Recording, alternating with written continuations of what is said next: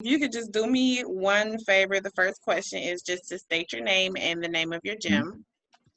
Okay. Hey, my name is Darrell Green. Most call me Coach Green. I'm the owner of Groundheart City Fitness LLC here in St. Louis, Missouri. Okay, and what made you become a gym owner? Like, what was your motivation behind it?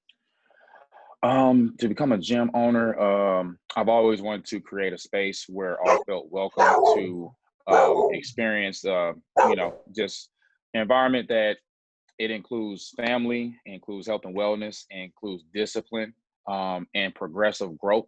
I wanted to create my own, I guess, arena for people to know, like, hey, yeah, you're not judged here, but understand you can't slack here.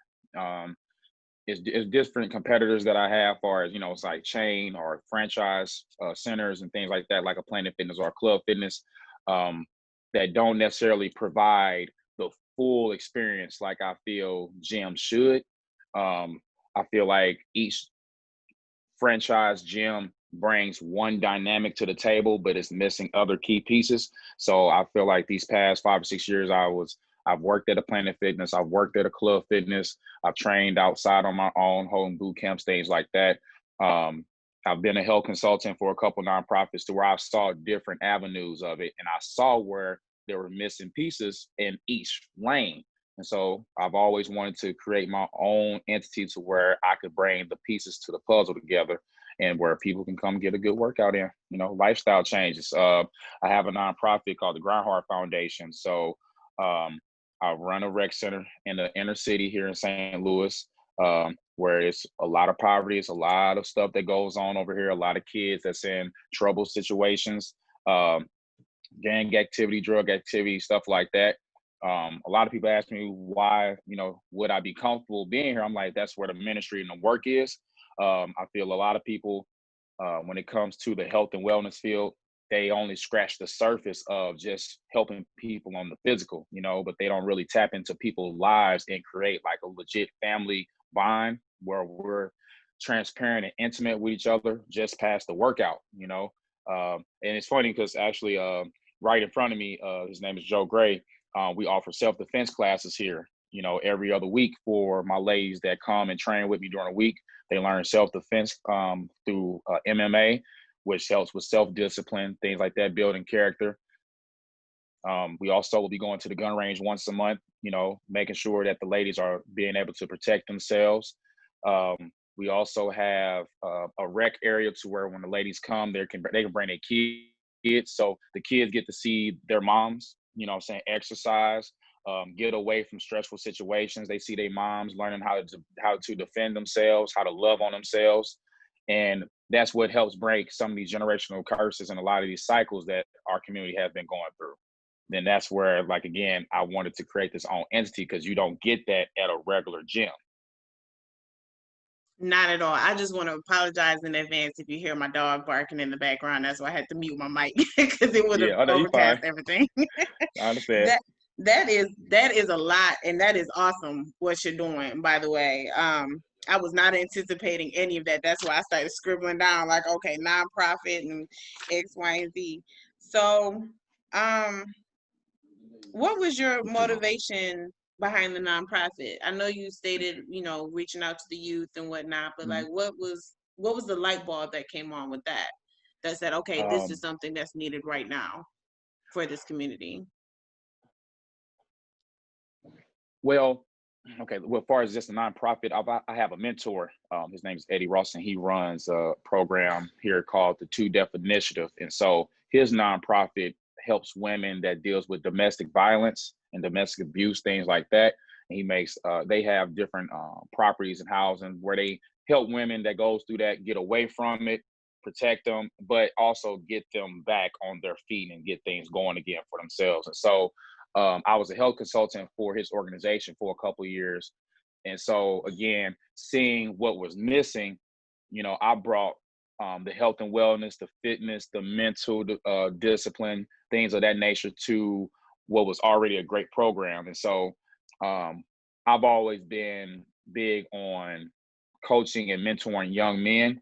And so I didn't want to necessarily isolate my foundation to just young men. I wanted to be young men, young women, which nowadays it's a lot of single parents. So I was like, okay, I can intertwine it with my training programs, that way it could become a family to where single parent moms, you might have a couple of dads, it's kind of rare, but people can come, and that's another thing too. You go to a regular gym, unless they have a daycare facility, it's like you got to find time when you can get someone to care for your child, things like that. And maybe if your kid is old enough, you can get them a membership. But what if you have like kids 9 and under? You got to have something for them to do, somewhere for them to be, and everyone don't have those resources. So it was a blessing, to be here where the kids can have their rec area and play. Their moms, saying, could be right here in the weight room facility and getting their workout in. You can kind of peek and still have your eye on your kid, not necessarily like, where's my child? Who's supervising my kid? You can still get your workout in, still supervise your child. And I make sure to emphasize the family aspect to where parents even get comfortable with the village aspect of another adult in a facility supervising or kind of disciplining their child if we see something going on, so that I feel that's a big thing as well, to where I want you to bring a child, but also get your child used to having constructive criticism from other adult like figures, and I think that's an issue too, where a lot of kids only allow that one parent to tell them something. Any adult outside that one parent, I don't want to hear it, I don't respect you, that whole nine, and that's an issue. So being here, it's a lot that goes on. I tell people it's really more than just a workout. I really kick a lot of butt in a workout, so I know it's intense, but understand it's a bigger thing at play. It's way bigger than just a workout. That's really just the foundation of Okay, absolutely. It really does take a village to raise a child, it. and Yes, that right it there, do. It do. I'm a stickler on that. Yes, ma'am. It truly do. And that's so like hashtag we are the village, like that's like our phrase here at Ground Hard. It's the Ground Hard family, what I'm saying, we are the village. And that's where it's been a blessing, like I said, to have Joe come in with self-defense, to have another instructor teach like aerobics, having me teaching strength and conditioning, but all of us from our own lanes, knowing that, hey, I need this to be more than just a workout. Um, Create an intimacy again of, hey, it's more than that. And that's what, even like coaching high school football, I coach high school football as well with my players. I emphasize relationship with parents because it has to go deeper than just the game. But to get it to go deeper than the game, as adults, we have to communicate. We have to be more transparent with each other. But me being the facilitator, I have to open that door to that parent. So I just can't assume that this parent is just going to dive right in and just be like, hey, coach, blah, blah, blah. Like, hey, this is what's going on. No, you have to open that door. You have to create the relationship, and it's from the time that a person walks into the facility or drop their kid off at practice, that relationship has to be groomed and watered like a plant. And so that, for me, that's where the village come from, was more like a farm mentality. You got to be able to plant seeds. You got to be able to water the crop. You got to be able to know when to pick weeds. You got to know your seasons to plant, know your seasons to harvest, and it's taking time, don't get me wrong, but I feel like I finally kind of figured a lot out, and to my own growth, saying, became less selfish of me running everything and having my hand on top of things. I've learned to delegate. And now, so I have about 3 or 4 clients that have been training with me for about 3 or 4 years, and now they're coaches here, like my training staff are former clients, and that's a blessing, like in itself, when it comes to the family aspect of, they like when people come here to train and it's like, oh, I want to come train with Coach Green, blah, blah. I don't have the availability, but I have a training staff that trained with me for the past 3 or 4 years, and now they're certified and they're doing, you get a piece of me within them, and then you get something new and something fresh from what they're going to bring to it. And to me, that's what even makes my vision even bigger, because they get to add their own dynamic to the pot. They add their own seasoning and ingredients to an already good dish, something like that. Like, that's how I look at it. Yeah, it's been a it's It's definitely been a okay. journey. Okay, how long have you been in business?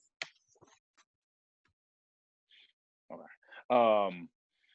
This will be what was it, 2020, going on 7 years. 7 years. Okay. Yep. I graduated high school in 2013.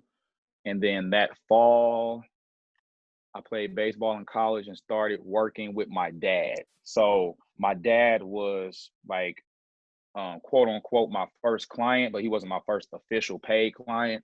Um, my parents dealt with, obesity, high blood pressure, diabetes, things like that. So the typicals, and my dad, he saw what I was learning in school, because I studied this in college as well. He was saying, he's like, man, he finally saw like, okay, Darrell, you fall in love with the weight room now, things like that.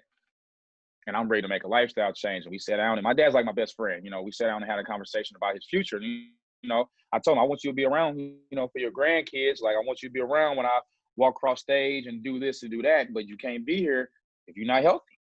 And he finally made a lifestyle change that led him to, like, he lost 112 pounds over a couple of years. And in the midst of that, I had officially started my business right at the beginning of 2014, and been rolling and grinding ever since. And it's been a process, but we finally here. That's good.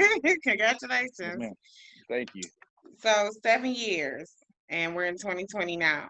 2020 has been a heck of a year. Yes. Whoa Yes. there. Did not Yes. anticipate this. Yeah, 2020 has been a year. St. Louis, I'm not too familiar on how strict they are with their COVID restrictions and whatnot. So take me back to the beginning of the pandemic. How did that affect your business when everything was shut down? So where I'm at now, I'm an athletic director over a rec center here in the inner city. And this is where I moved my business to and everything as far as training. When we first got here was February. And so I had just got into this building and, set up the arrangement with the church that owns the building.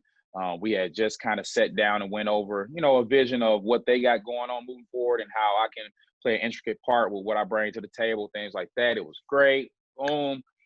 Started cleaning up, rearranging the whole center to fit an actual gym and training facility. Because at first it was just a small fitness center, a gym, rec area, just the basics. And so I told we got to enhance some things. We have to move a lot of stuff around. So that took all of February.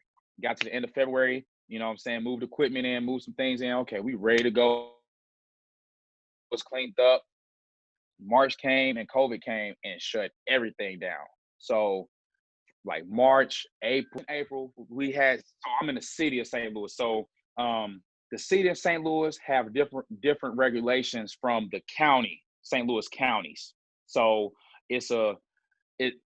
the best way, because like I said, I know you're in Michigan, the best way I can think of it is I stayed in Virginia. So counties are like small towns, if that's the best way I can put it. Like small towns, how you can go from one town and then go down the highway maybe 15, 20 minutes, 30 minutes to another town. That's what a county is for us. So the counties had their own regulations, and then the actual city of St. Louis we had our own.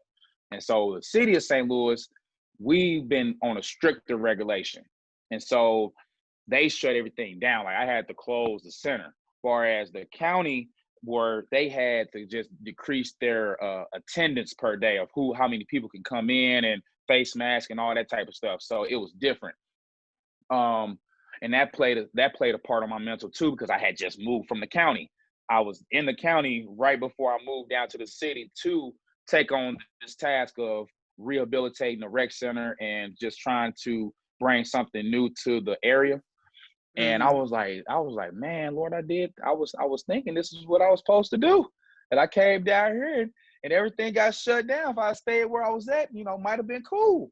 And for a split second, I got very discouraged. But luckily, me and my team, which is a blessing of, like I said, through the process of building this, I was a one-man army for many years, to where like now having a team and having some people to delegate some things to and actually get some constructive insight about and be open to it is a big thing. My team was like, hey, so we got to set up, Zoom, like virtual sessions, things like that, which for me, I'm a big energy guy, to where I feel like a lot of people thrive off my in-person energy, just the intensity that I bring, I'm a goofy, laid back guy. As long as we on the P's and Q's, I love, having a good laugh and miss the workout, stuff like that. So when we went virtual, it was a different dynamic to where I had to really dig deep to pull more out of me to make workouts and not necessarily enjoyable, but really just doable. Because I have ladies who I've got them accustomed to getting out of the house and exercising and working out, because some of them work from home, some of them have kids. So as soon as they get off work, they got to be in the house, doing this, doing that, where a lot of people's stresses do come from home. So I encourage people, hey, get out the house. That, and especially with kids nowadays with technology and be tied down to phones and games and tablets, them seeing you get out the house is going to give them something in their mind. Okay, I need to get out the house and do this and do that. So when everybody got tied down to a corner of their room and that's all we got to work out, and I got to tell you, hey, I'm the one that usually provide the equipment and provide this and that.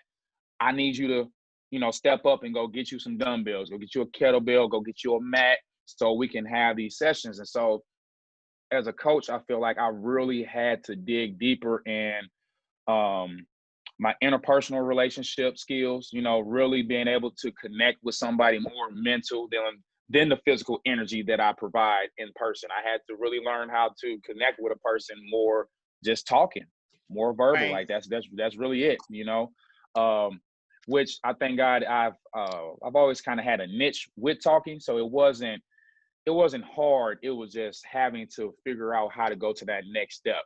And I feel like for me, COVID, and I'm a person that's always on the go, COVID really stopped me to where I was able to learn. I had to stop, because when you're in business so long,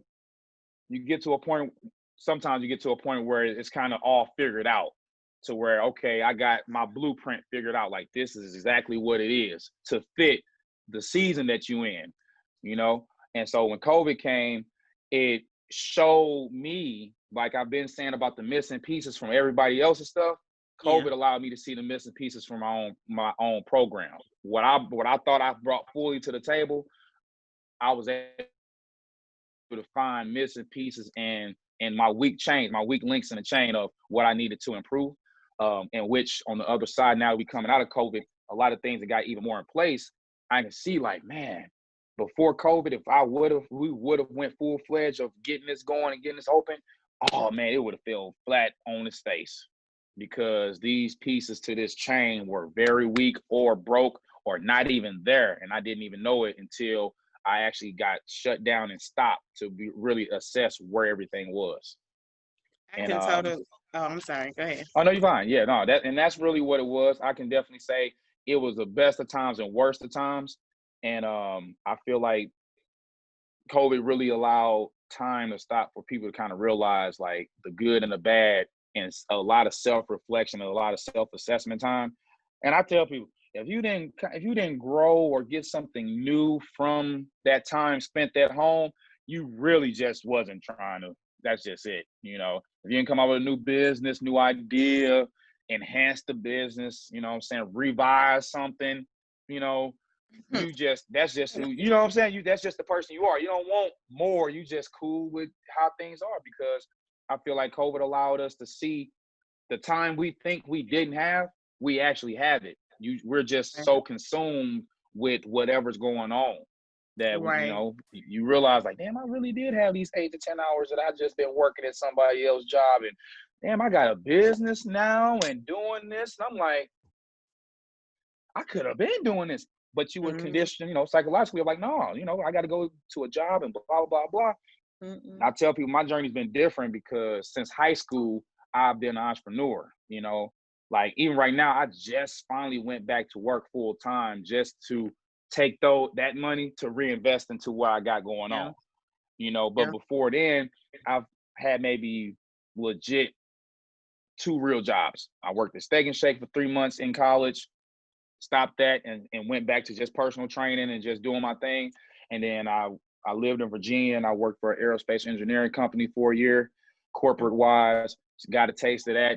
Not necessarily didn't like it, but I knew it was more to me than just being a suit and tie guy going to work every day, which trust me, I like that. especially being a role model. I enjoyed my players and different guys that looked up to me back in high school. Was like, Dad, good Darrell, you know, so I see you doing your thing in Virginia, blah, blah. You motivate me because you did this, did that.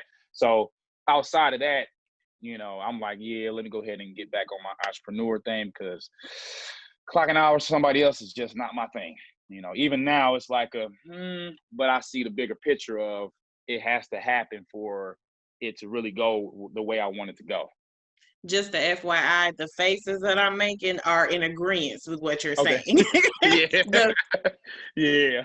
You know, I'm trying to keep it professional, but the faces, I get it. Trust me. You know. That is so funny because that's kind of, you know, where I'm at myself. And that's why I'm really putting myself into this. Even though it's an assignment, I'm still trying to use this as a test run for what I want my professional, you know, career to be like in media. Because at the end of the day, you know, I'm not trying to be punching nobody else's clock forever and ever and ever. So, now that things are getting back to normal, but not really normal, what precautions is the rec center taking now? Okay. So, still on the, you know, wearing your mask coming in, still washing your hands upon entry, getting your temp check, things like that. That's right at the door. Spraying and sanitizing equipment often. Like it's one of them still going through bottles and bottles of cleaning supplies and shop towels and paper towels just to clean stuff up. But the more thing is, like I said, is since the virtual side of it, it helps me.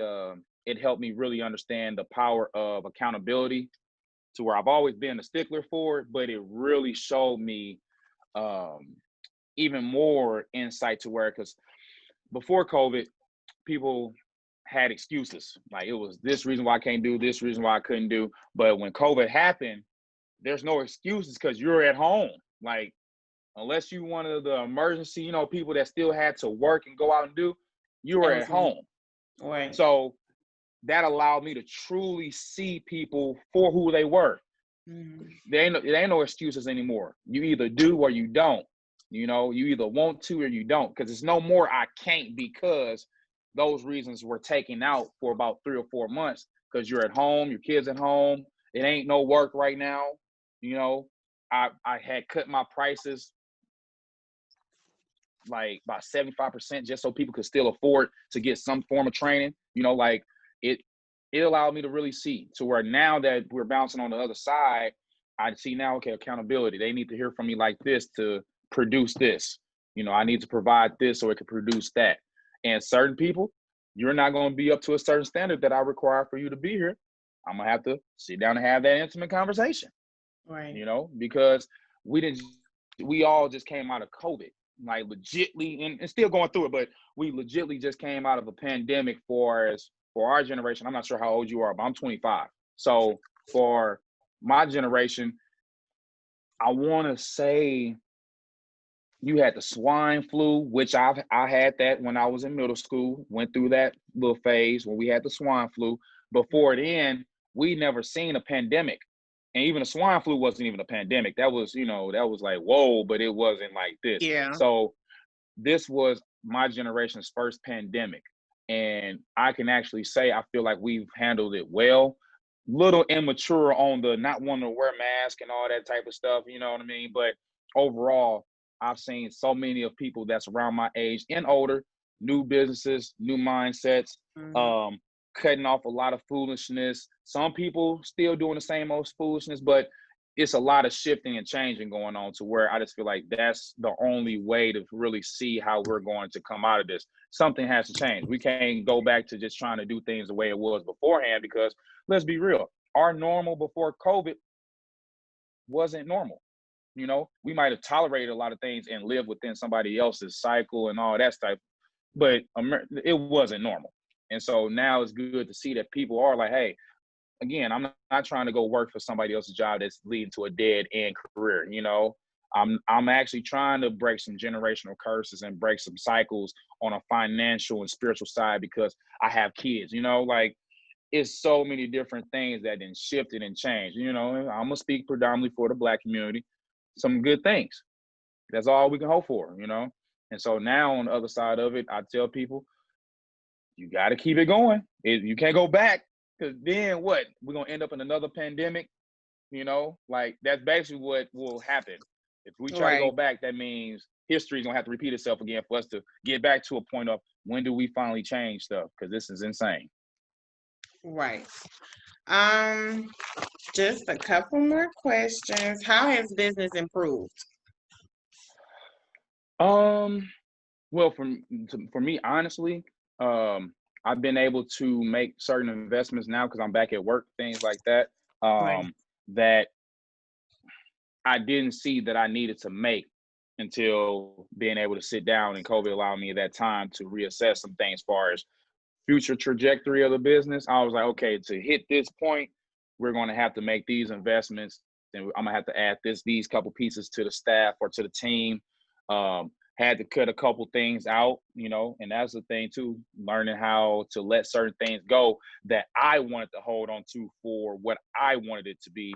But when I looked at it as a whole from the perspective of my members and my clients and the feedback I was getting, I had to selflessly let some things go for the betterment of the program moving forward, you know. So COVID, you know, in a sense, humbled a lot, you know, definitely humbled, you know what I'm saying? Because, you Absolutely. know, just the simple fact of if a person's used to getting a haircut or getting a hair done, you know, the simple fact of what you would do for your self-care routine is gone. Like, it's a lot of humble. And then COVID kind of brought everybody to the same playing field. We all in the house, we all struggling.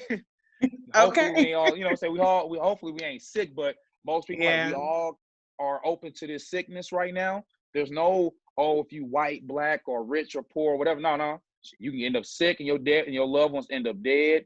Everybody's trying to hold on to the few dollars they have. Shoot, we was trying to find some toilet paper. You know what I'm saying? Like, just simple things. Like, it was crazy. It's been a crazy time, but definitely on the other side of it, I feel like a lot of people, a lot of my members, and I mean, I can kind of pat myself on the back, but we all stayed intertwined with each other. I feel like through COVID, we all was able to stay together, leaned on each other, supported each other, uplifted each other, and everybody's different times where they was kind of falling or they fell off. You know, character was built. You know, it was a huge character development time. You know, and I just thank God that I had the mindset to coach and plant certain seeds to where when I didn't really see this pandemic happening, but when it happened, I feel like mentally my members were in position to withstand it and they grew from it. And now, like I said, to have my training staff being former clients, and then another client of mine just mentioned, hey, I want to go ahead and get my first aid CPR stuff done so I could potentially become a trainer or coach, because I see the impact I have on the family. I see the impact of just people from social media responding a certain way. I want people to see not necessarily how easy it is, but just the simple fact that you can do this. You can coach people, you can train people. I want people to mentor more. You know what I'm saying? That's what creates the village aspect, because if the health and wellness coaching can be the catalyst, that means if you're a lawyer and by trade, or if you're a potter, just whatever by trade, but you have this middle piece that brings us all together here, that's going to eliminate a lot of selfishness amongst the community. I feel like it's going to eliminate a lot of jealousy, you know, because, and that's the big thing really in the Black community that's kind of crippling us, that crab mentality, being jealous. Uh, and like I said, me being where I am, and like I said, you're not really familiar. I'm in the hood, like I'm legit. You know what I'm saying? Like, and just for the community to start respecting, like when my ladies show up, like they're not bothering people. You know what I'm saying? When I'm leaving or I'm going, or I'm coming, different residents from the area, just the simple of us greeting each other, us having just simple conversations that they wouldn't normally have with somebody considered an outsider. Me coming into their community with the center, I'm still I'm from north side of St. Louis, but being this side of St. Louis, I'm an outsider. And it can get pretty rowdy and rough around the neighborhood, but they leave this space alone. And so it's just a respect factor. I'm just big on going into the Black community just coming more together. So it's just the small of when a person walking down the street, it's just been the village aspect. And be planted and rooted somewhere where they need it is making everything, the struggles, the setbacks, the hardships that happen, because I'm be honest, I think I had maybe 2 mental breakdowns, this year. It made everything worth it. And I'm be honest, even right now, like yesterday, right before my group class, my uncle passed, and I got the call, said that he took his last breath. I'm like, whoa. And COVID gave me the mental fortitude and the strength to not necessarily suppress my feelings, but be able to still do what I need to do right now and know I can process those feelings later on, and that's just for a personal thing. Before COVID, it was like, if I'd have got that call, I would have probably shut down and be like, hey, yeah, I need to go, or, but it's like now we done got to a point like, man, we done came this far, y'all. Certain things are going to happen. It's not not trying to sound bad, but people die every day. So I had to accept that as a reality of life of, hey, right now I got things I got to do. I'm going to have time later on when this is over with to process those emotions. And COVID definitely, gave me that time to learn stuff like that. Real talk, because with COVID, you don't know what's going to happen one day in, one day out. You learn to compartmentalize a lot of things and make reality of a lot. Like, hey,